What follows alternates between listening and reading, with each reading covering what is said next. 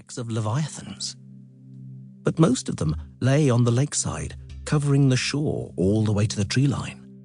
Some of them were buried in the sand, only partly sticking out, leaving their true size to the imagination. The singing that the knight could hear came from just behind the rocks near the shore, and the girl who was doing the singing was out of sight. He led his horse, holding it by the bit and nostrils to stop it whinnying or snorting. The girl's garments were spread on a perfectly flat boulder lying in the lake. She, naked and waist-deep in the water, was washing and singing the while. The knight didn't recognize the words, and no wonder. The girl, he would have bet his life, was not flesh and blood. That was evident from her slim figure, the strange color of her hair and her voice. He was certain that were she to turn around, he would see huge, almond-shaped eyes. And were she to brush aside her ashen hair, he would surely see pointed ears. She was a dweller of fairy, a spirit, one of the Tulwith Teir, one of those creatures the Picts and Irish called Daoine Shi, the folk of the hill. One of those creatures the Saxons called elves. The girl stopped singing for a moment, submerged herself up to the neck, snorted, and swore very coarsely. It didn't fool the knight, though. Fairies, as was widely known, could curse like humans, oftentimes more filthily than stablemen. And very often, the oath preceded a spiteful prank for which fairies were famous. For example, swelling someone's nose up to the size of a cucumber, or shrinking another's manhood down to the size of a broad bean. Neither the first nor the second possibility appealed to the knight. He was on the point of a discreet withdrawal when the noise of hooves on the pebbles suddenly betrayed him. No, not his own steed, which, being held by the nostrils, was as calm and quiet as a mouse. He had been betrayed by the fairy's horse, a black mare, which at first the knight hadn't noticed among the rocks. Now the pitch-black animal churned up the pebbles with a hoof and neighed a greeting.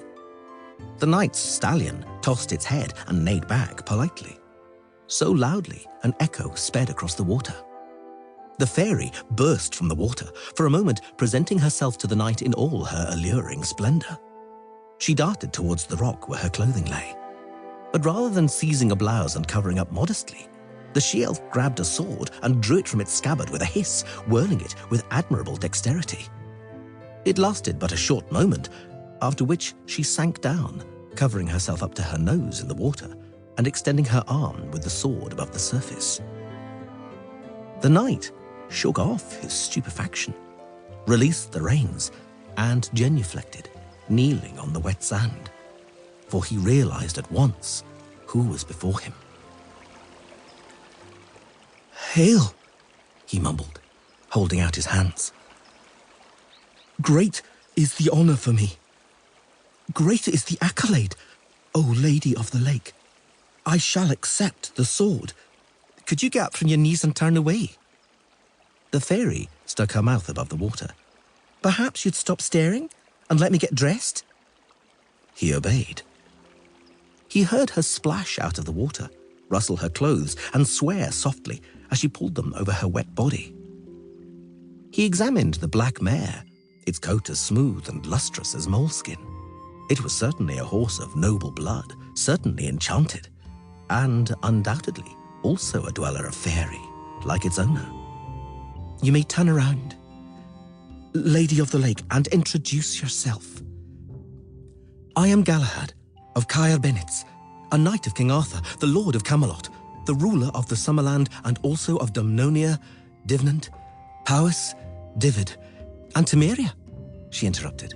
"Redania, Rivia, Aedirn, Nilfgaard? Do those names mean anything to you?" "No, I've never heard them." She shrugged.